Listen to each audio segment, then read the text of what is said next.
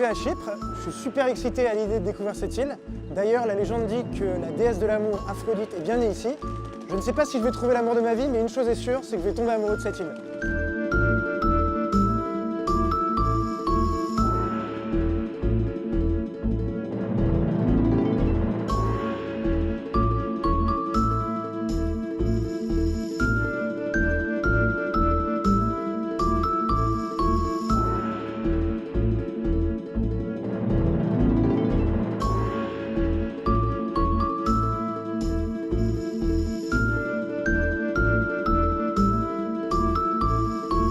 La capitale de Chypre se trouve au centre du pays.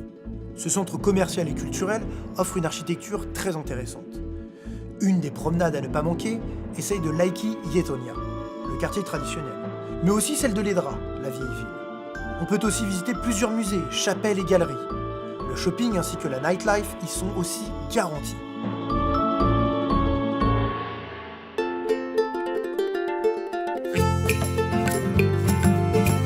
Entre Limassol et Larnaca se trouve le petit village traditionnel de Lefkara, réputé pour ses broderies inspirées des dentelles vénitiennes.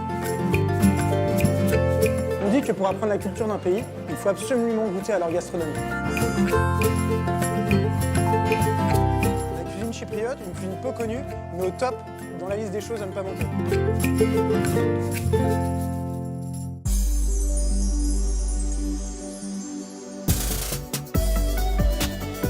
Il paraît que c'est le paradis sur Terre. Rien que le nom du lieu évoque une beauté hors du commun. Je dois absolument le voir de mes propres yeux. Allons découvrir le lagon bleu de Chypre. Honnêtement, j'ai pas mal voyagé dans ma vie, mais j'ai rarement vu un endroit aussi magnifique. Ici, c'est vraiment le paradis. Le lagon bleu de Chypre est d'une beauté surréaliste.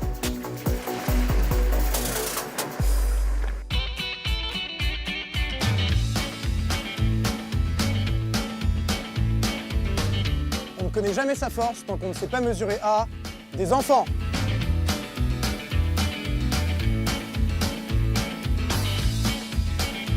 Cet endroit est vraiment super sympa, à faire aussi bien avec la famille qu'avec des amis.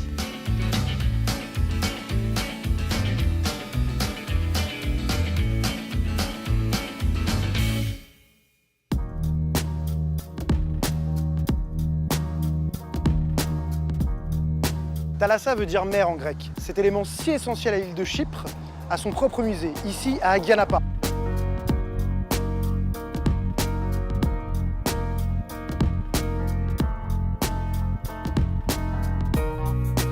Comme vous avez pu voir, ce musée est très intéressant, agréable et je dirais même idéal pour les familles. Et bien voilà, mon voyage est terminé, c'était vraiment génial. Je vous recommande cette île qui est vraiment fantastique.